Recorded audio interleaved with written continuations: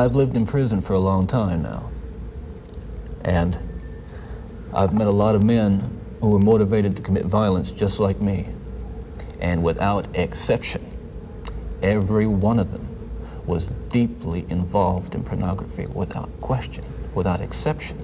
ये जो interview clip आपने देखा, ये इंटरव्यू क्लिप टेड बंडी का है। टेड बंडी 1970s में यूनाइटेड स्टेट्स में 30 से ज़्यादा मर्डर्स और रेप्स का गुनहगार था।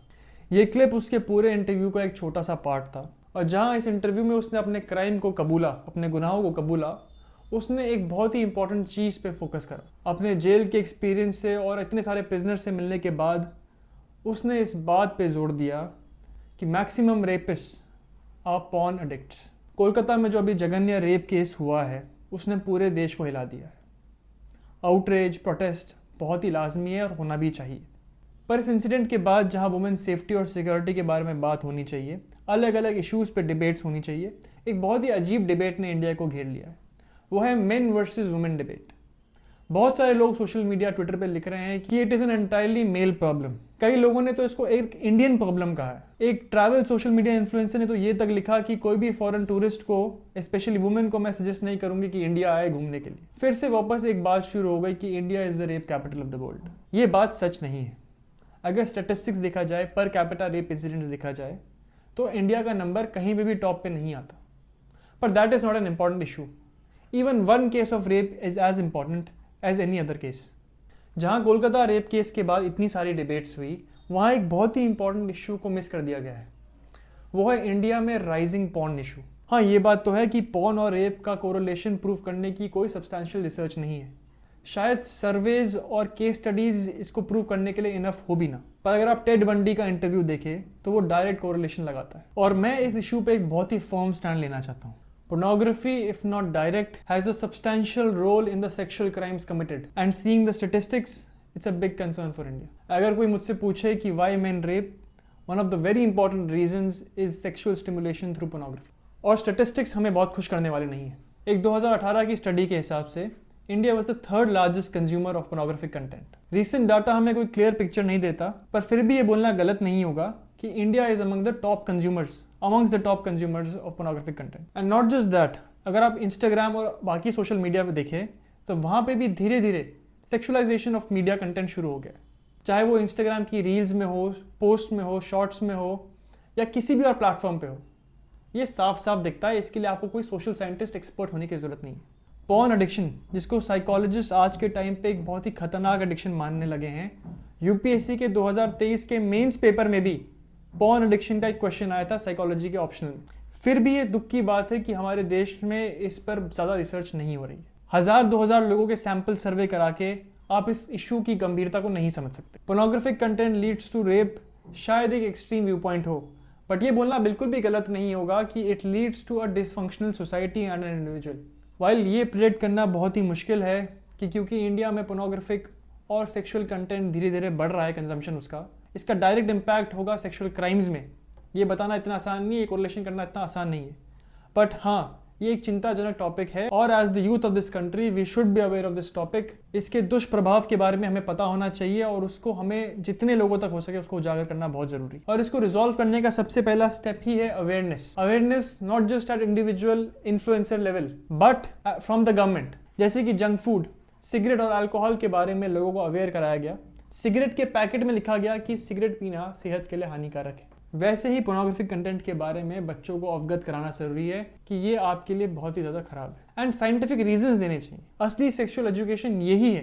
क्लास 8th 9th में बायोलॉजी में रिप्रोडक्टिव पार्ट्स पढ़ा देना सिर्फ ये सेक्सुअल एजुकेशन नहीं है। क्या डिसइंफॉर्मेशन है, क्या मिस इन्फॉर्मेशन है, क्या मिसलीडिंग है, ये सब यंग जनरेशन को बताना बहुत ज़रूरी है। दूसरा, हमें रियलाइज करना बहुत ज़रूरी है और अपने जूनियर्स को बताना बहुत ज़रूरी है कि सेंशुअल प्लेजर जो है उसकी एक लिमिट है।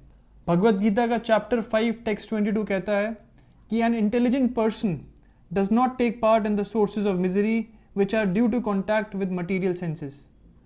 ओ son of Kunti, such pleasures have a beginning and an end and so the wise man does not delight in them. फिर आगे श्री कृष्ण अर्जुन को कहते हैं चैप्टर 2 टेक्स्ट 55 में, the supreme personality of godhead said, O Partha, when a man gives up all varieties of desire for sense gratification which arises from mental concoction And when his mind, thus purified, finds satisfaction in self alone, then he is said to be in pure transcendental consciousness. अगर बहुत आसान तौर पे 4 पुरुषार्थ ही बता दिए गए, धर्म, अर्थ, काम, मोक्ष, सबसे पहले धर्म, उसके बाद अर्थ, फिर काम और मोक्ष। जो भी काम वासना है वो धर्म की छत्र छाया में ही होनी चाहिए। सबसे इंपॉर्टेंट हमारे ट्रेडिशंस के हिसाब से ब्रह्मचर्य के सिद्धांत के बारे में और उसकी पावर के बारे में, उसका इन्फ्लुएंस जो किसी व्यक्ति पे होता है उसके बारे में हर किसी को बताना ज़रूरी है, खासकर नौजवानों को। आज हमारे ही कॉन्सेप्ट्स वेस्ट में जाके हमें ही वापस रिपैकेज करके बेचे जा रहे हैं नो फैप के तौर पे। पर नो फैप एक बहुत ही नैरो कॉन्सेप्ट है। ब्रह्मचर्य बात करता है ऐसे आचरण की जो आपको ब्रह्म की तरफ ले जाए। ब्रह्मचर्य का ट्रांसलेशन सेलिबेसी नहीं है। ब्रह्मचर्य है एक ऐसा डेली एग्जिस्टेंस, एक ऐसा lifestyle which includes meditation, penance, hard work, and celibacy is only a small part of it, but an important part nonetheless. Criminologist जो कि क्राइम्स को पढ़ते हैं, क्रिमिनल्स की साइकोलॉजी को समझते हैं, उन्होंने रेप के पीछे कई वेरिएबल्स, कई कारण बताए हैं। पर जब आप किसी एक बहुत ही धूर्त क्रिमिनल का वीडियो देखें, एक इंटरव्यू देखें, तो वो साफ साफ बताता है कि पॉर्न का उस पर कितना बड़ा रोल रहा है। क्या पॉर्न बैन सोल्यूशन है? बिल्कुल नहीं। पॉर्न बैन इंडिया में पहले ही हो चुका है, ट्राई किया जा चुका है, उसका कोई इम्पैक्ट देश में ग्राउंड पर दिखाई नहीं दिया। पर अगर हम इंडिविजुअल लेवल पर हाइपर सेक्सुअल स्टिमुलेशन कम करें, चाहे वो इंस्टाग्राम की रील्स हो, यूट्यूब शॉर्ट्स हो, ट्विटर पे, एक्स पे पोस्ट हो, या हार्डकोर पोर्नोग्राफी हो, सबको धीरे धीरे कम करें और एक दिन ख़त्म कर दें। एट एन इंडिविजुअल लेवल पहले हम ये कोशिश करें और फिर उसके बाद इसकी अवेयरनेस हम जितना फैला सकें वो करें। उससे एक बहुत बड़ा इम्पैक्ट आएगा सेक्शुअल क्राइम्स के रिडक्शन पर। दूसरा एक और इम्पॉर्टेंट इशू जो है objectification of women, disrespect of women, वो भी इससे कम होगी। जब कोई व्यक्ति किसी मीडिया कंटेंट में देखता है कि वुमेन का डिसरिस्पेक्ट किया जा रहा है, तो इट इज़ बट ऑब्वियस कि वो भी फॉलो करने का उसके माइंड में थॉट है। अगर आप सोर्स से ही कट हो जाते हो, अपने आप को ऐसे कंटेंट से अवेयर रखते हो जो कि वुमेन की तरफ डिसरिस्पेक्टफुल ना हो, तो वो वुमेन एम्पावरमेंट में एक बहुत ही बड़ा मील का पत्थर साबित होगा। ये कहना बहुत आसान है जो मैंने कह दिया आप सबको भी शायद ये बात पता हो, बट ये करना ग्राउंड पे बहुत मुश्किल। और इस सब के लिए हमें ही जिम्मेदारी लेनी पड़ेगी। एज इंडिक यूथ हमें रिस्पॉन्सिबिलिटी सबसे पहले अपने आचरण से, अपने बिहेवियर से, और दूसरा उसके बाद इसको शेयर करके। अगर आज के टाइम पे आप इन्फ्लुएंसर्स पे डिपेंड हो गए तो कुछ होने वाला नहीं। You are influencers yourself. चाहे आप सोशल मीडिया पे हो ना हो, अगर आप 1-2 लोगों को भी इन्फ्लुएंस कर पा रहे हो तो वो भी इन्फ्लुएंसर से किसी कम नहीं। Understand the significance of what I have said, take responsibility, and let's make our ecosystem, our environment safe for women all around. Jai Hind.